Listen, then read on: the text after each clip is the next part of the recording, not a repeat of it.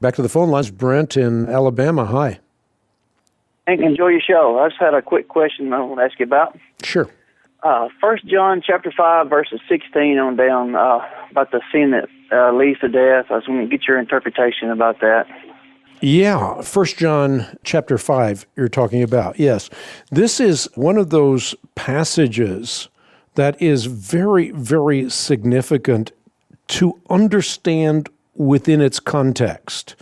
And so what John is saying here is he has confidence in Jesus Christ that if we ask anything according to his will, he hears us. And if we know that he hears us, whatever we ask, we know that we have the positions that we have asked of him.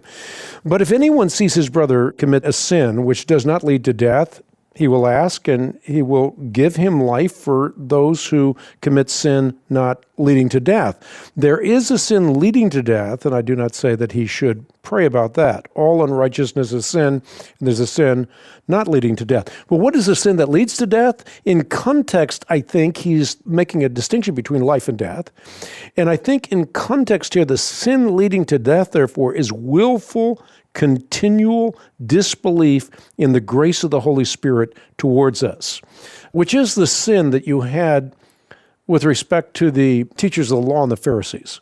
They had seen Jesus Christ perform miracles. They knew that he was the only one that could walk through the doorway of Old Testament prophecy, and yet with premeditation on an ongoing, continuous fashion, they said that the works he did were done by Beelzebub, the prince of demons. So they had a continuous, willful rejection of the love and grace that could be theirs. They didn't want Christ. They wanted their comforts. And so this is the sin that leads to death.